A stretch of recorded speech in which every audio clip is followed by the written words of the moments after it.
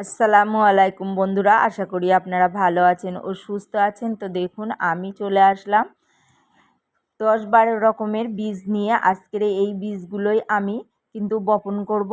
আর প্রচুর আমি bed ready করে ফেলেছি। আর এদিকে দেখুন, বেগুন কিন্তু খুব সুন্দর হচ্ছে। আর এদিকে দেখুন, পর্তুলিকা গাছের ফুলগুলো কিন্তু দারুণ ফুল দিচ্ছে। তো বন্ধুরা, আপনারা ভিডিওটি পুরোপুরি দেখুন, দেখলে কিন্তু অনেক কিছুই বুঝতেও পারবেন, জানতেও পারবেন। টেনে দেখলে কিন্তু মিস করবেন। তা আজকের ভিডিওটি যদি ভালো লাগে, লাইক, কমেন্ট ও শেয়ার করবেন। আর আমার চ্যানেলে নতুন হলে চ্যানেলটিকে সাবস্ক্রাইব করে রাখবেন। আর যদি কিছু জানার থাকে অবশ্যই কমেন্ট করে বেন, আমি আপনাদের প্রশ্নের উত্তর দেব। তো গতকাল বৃষ্টি হয়েছিল, তাই একটু আমি কোকোপিট ব্যবহার করছি। এখানে আমি 2টো বিমসের বীজ বসিয়েছি 9 ইঞ্চির গ্রো ব্যাগে। কিন্তু 2টো বীজ বসালে কোনো অসুবিধা হবে না, দারুণ ফলন হবে।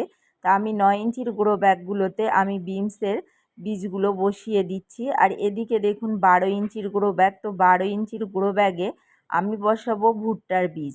এই 12 ইঞ্চি গ্রো ব্যাগে 2টো করে ভুট্টার বীজ যদি বসান, খুব সুন্দর হবে আর দারুণ হবে। তো আমি প্রথমে ক্যারি ব্যাগগুলো ছাড়িয়ে নিয়েছি। আর এই যে বীজ থেকে চারা রেডি হয়েছে, নিচের যে শিকড়গুলো কেটে দেবেন, কেটে দিয়ে বসাবেন, কোনো অসুবিধা হবে না। আর এদিকে নিয়েছি টমেটোর চারা, টমেটোর চারাও বসিয়ে দিলাম, 2টো বসিয়েছি। আর বীজ থেকে কিন্তু চারা উঠতে শুরু হয়েছে। আর এদিকে দেখুন, দেখতে না দেখতে কোকোপিটগুলো কিন্তু ভিজে গেছে। আর ধনিয়ার বীজ বসিয়েছিলাম, দারুণ কিন্তু চারা বার হয়েছে। কিছু কলমি শাকের বীজ থেকেও চারা বার হয়েছে। আর পালং শাকেরও বীজ বসিয়েছিলাম, দেখুন চারা হয়েছে, তবে বৃষ্টিতে কিন্তু মারাও যাচ্ছে। কারণ পালং শাকের গোড়ায় একটু পানি বসলে কিন্তু মারা যায়। আর এদিকে যে আমি কুলপি শাক বসিয়েছিলাম, দেখুন কত সুন্দর গ্রোথ নিয়েছে। আর এরকম ছোট্ট কৌটোতেও বসালে কিন্তু দারুণ কুলপি শাক হবে। তাই আমরা ছোট ছোট কৌটোগুলোকেও ফেলে না রেখে দিয়ে কিন্তু বীজ বসাতে পারি। আর যে লঙ্গান গাছ বসিয়েছিলাম, দেখুন খুব সুন্দর আছে, গ্রোথও আছে। আর পাশে 2টো টমেটোর চারা হয়েছে, আলাদা করে আর বীজ আমার বসাতে হবে না। এইভাবে পুরনো মাটি দিয়েই আমি বেড তৈরি করব। আর বীজ থেকে কিন্তু চারা তৈরি হয়ে যাবে। আর এদিকে চলে আসলাম, এই যে আমি টবগুলো যে গামলাগুলোই মাটি রেডি করে রেখে দিয়েছি, এগুলোতে আমি দিচ্ছি লাল শাকের বীজ। লাল শাকের বীজটা 3 আঙুলে তুলবেন, তুলে আস্তে আস্তে দেবেন, দেখবেন হালকা করে কিন্তু বীজগুলো চারিদিকে ছড়িয়ে যাবে। অনেকে বালির সঙ্গে মিশিয়ে ব্যবহারও করতে পারেন, তবে 3 আঙুলে দিলে খুব সুন্দরভাবেই বীজটা বসবে। আর বীজ ছড়ানোর আগে অবশ্যই পানি দিয়ে রাখবেন, তাহলে এই বীজটা পানি দেওয়ার সময় আর কোনো অসুবিধা হবে না। তো তারপরে বসাচ্ছি পালং শাকের বীজ। এটা ভিজানো হয়নি, অবশ্যই আপনারা চাইলে 2 ঘন্টা থেকে 3 ঘন্টা ভিজিয়ে রেখে তারপরে বীজটা বপন করবেন। আর আমার যেহেতু ভিজানো হয়নি, তো আমি সেই হিসাবে পানিটা দিয়ে বীজ থেকে চারা ওঠাবো। তো এই 2টো আমি টবে দিয়ে দিলাম পালং শাকের বীজ। তারপরে উপরে আমি একটু লেয়ার দিয়ে দেব। দেখুন আমি লেয়ার দিয়ে দিচ্ছি। লেয়ার দেওয়ার পরে অবশ্যই আপনারা হালকা করে পানি স্প্রে করে দেবেন, তা বেশি দেবেন না। যদি শুকনো মাটি হয় সেই হিসাবে দেবেন, আর ভিজা মাটি হলে হালকা করে দিয়ে দেবেন। তো দেখুন আমি সবগুলোতেই কিন্তু এইভাবে হালকা একটা লেয়ার দিয়ে দিচ্ছি। এই লেয়ারটা একটু ঠিকঠাকভাবে দিলেই বীজ থেকে চারা ওঠার কোনো অসুবিধা হবে না। আর মাটি তৈরি করাটা যে আপনাদেরকে দেখিয়েছি, আপনারা অনেকেই দেখেছেন। আর এইভাবে মিডিয়া তৈরি করলে খুব সুন্দর কিন্তু বীজ থেকে চারা উঠতে কোনো অসুবিধা হয় না, গাছের গ্রোথটাও কিন্তু খুব সুন্দর হয়। তো এরপরে আমি যেটা বসাবো, এটা হচ্ছে সাদা মূলোর বীজ। তো বীজটা আমি অনলাইন থেকে অর্ডার করেছি, কারণ খুব তাড়াতাড়ি বীজ আমাদের এখানে কিন্তু বীজ ভাণ্ডারে পাওয়া যায় না, একটু লেটে পাওয়া যায়। শীতের বীজ শীতের সময়ই আসে।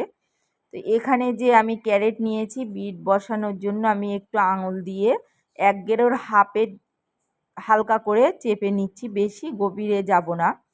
এরপরে আমি কোকোপিট দিচ্ছি, কারণ এই মাটিটা ভিজে আছে তার কারণেই আমি কোকোপিট ব্যবহার করছি। আর এই কোকোপিট থেকে কিন্তু বীজ থেকে চারা উঠতে সময় লাগে না বেশি, আর বীজ বসালে মিসও যায় না। তো আমি প্রত্যেকটাতে একটা করে দিয়ে দিচ্ছি, কোনোটাতে দুটোও দিচ্ছি, দুটো হলে তো খুবই ভালো। আর একটা আমরা উঠিয়ে অন্য টবে আমরা কিন্তু লাগাতে পারবো। আর বিটের চারা এইভাবে লাগালেও কিন্তু কোনো অসুবিধা হয় না। তো আমি এইভাবেই দিচ্ছি। তো এইভাবে আর পানি দেব না, কারণ রসটা কিন্তু নেবে। যদি উপরে শুকনো হয়ে যায় তখন আমরা একটু হালকা স্প্রে করে দেব, তাহলে বীজ থেকে চারাটা খুব সুন্দরভাবে উঠবে। আর এদিকে চলে আসলাম 12 ইঞ্চি গ্রো ব্যাগে বসাবো আমি বরবটি। তো এই সময় বরবটিটা আপনারা বসাতে পারেন লাফা না বসিয়ে। বরবটি বসালে কিন্তু খুব সুন্দর হবে। এখনও 1-1.5 মাস কিন্তু আছে, শীতের আসার প্রায় 2 মাসই আছে। তো সেই অনুযায়ী বরবটিটা দারুণ হবে। আর এখন সারা বছরই বরবটি হচ্ছে। তো এটাও ভিজে মাটি বলে প্রত্যেকটাই ভিজে গেছে, তো আমি এই জন্য কোকোপিট দিয়ে দিচ্ছি। আর কোকোপিট দিয়ে দিলে আর রসটাও টেনে নেবে, আর বীজ থেকে চারাটাও কিন্তু খুব সুন্দরভাবে হবে। আর আমি কোনো বীজ কিন্তু ভিজাইনি, আমি এইভাবেই বসিয়ে দিচ্ছি, কারণ টবের মাটিটা ভিজে আছে বলে। তো এদিকেও আমি 4টে বীজ দিচ্ছি, 12 ইঞ্চির গ্রো ব্যাগ, সেই কারণে আমি কিন্তু 4টে করে বীজ বসিয়ে দিচ্ছি। অনেক সময় মিসও যেতে পারে, তাই একটু বেশি দিলে আবার আমরা কিন্তু উঠিয়ে অন্য টবে আমরা কিন্তু ট্রান্সফার করে নিতে পারবো। তো এইভাবেই বীজ বসানো শুরু করে দিন। তো আমিও কিন্তু শীতের বীজ ভরপুর বসানো শুরু করে দিচ্ছি, আপনারাও করুন। আর এদিকের এই যে গ্রো ব্যাগগুলোতে এটা নিচ্ছি, দেখুন আমি লোভিয়ার বীজ বসাচ্ছি। আর একটা গ্রো ব্যাগে আমি 4টে করে বসাবো। তো 4টে বীজ প্রত্যেকটাতেই আমি 4টে করে বীজ বসিয়ে দিচ্ছি। আপনারা এরকম 12 ইঞ্চি গ্রো ব্যাগ হলে 4টে করে বীজ বসাবেন, কোনো অসুবিধা হবে না। আর বিমসের বীজও বসাতে পারেন, কোনো অসুবিধা নেই। তো এইটার গভীরতা বেশি, সেই জন্য আমি বিমস কিন্তু বসালাম 9 ইঞ্চির গ্রো ব্যাগে। তো আমি এখানে দিয়ে দিলাম 4টে বীজ, এরকম করে কিন্তু প্রত্যেকটাতে বসাবো। আর এইটা বসাচ্ছি, এইটা আপনারা শীতে এই সময় কিন্তু বসাতে পারেন, শীতকালে খুব ভালো ফলন হয়। তো এটা হচ্ছে লাল যে লাফাটা হয়, বরবটি হয় ছোট গাছে, আর এটা হবে কিন্তু মাচায় লাল বরবটি। এই বীজটা আমাকে বীজ ভাণ্ডার থেকেই দিল, বলল এই দিদি এটা বসান, ভালো শীতে দারুণ ফলন হবে। তো এই বীজটাও আমি বসিয়ে দিলাম, সেই কারণে দেখা যাক কেমন হবে। তো এই বীজও আমি কিন্তু 6টা থেকে 7টা গ্রো ব্যাগে আমি বসাচ্ছি, আপনারাও এইভাবে বসিয়ে ফেলুন। আর এদিকে চলে আসলাম, আমি যেটা বসাবো সেটা হচ্ছে সাদা মূলো। তো এই সাদা মূলোর বীজটাও আমি বসিয়ে দিচ্ছি। দেখুন এইভাবে গ্রো ব্যাগে 5টা 12 ইঞ্চি গ্রো ব্যাগে গতবারে আমার খুব ভালো ফলন হয়েছিল। তো আমি 5টা করে বীজ বসিয়েছিলাম, বেশি করে দিয়েছিলাম, 5টা রেখেছিলাম মূলোর জন্য। তো শাক হিসাবে উঠিয়ে নিতে পারি আমরা একটু বেশি করে দিয়েও। তো এইভাবে আপনারা বসিয়ে দিতে পারেন, চাইলে 5টা দিতে পারেন বা তারও বেশি দিয়ে আবার শাকের জন্য আপনারা কিন্তু উঠিয়ে সেটা গ্রো ব্যাগ থেকে হালকা করে নিলে হয়ে যাবে। শাক খেতে খুবই ভালো, মূলো শাক দারুণ একটা সবজি আর হজমকারী সবজি, দারুণ হজম হয় কিন্তু মূলো শাকটা খেলে। আর এদিকে বরবটি, বেগুন গাছ, আর যে আমি মানকচু গাছটা বসিয়েছিলাম দেখুন পাতাটাও কিন্তু ছেড়েছে। তারপরে কিছু সবজি হারভেস্ট করে নেব, খালি হাতে তো আমরা ফিরি না, বাগান থেকে কিছু না কিছু আমরা কিন্তু পেয়েই যাই।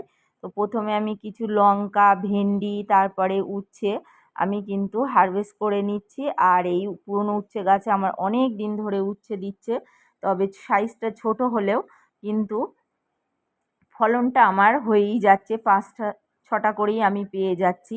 তো এইভাবে অবশ্যই বন্ধুরা সবজি গাছ আপনারা ছাদ বাগানে করুন আর সবুজের সঙ্গে থাকুন। ভিডিওটি যদি ভালো লাগে অবশ্যই বন্ধুরা আমার পাশে থাকবেন।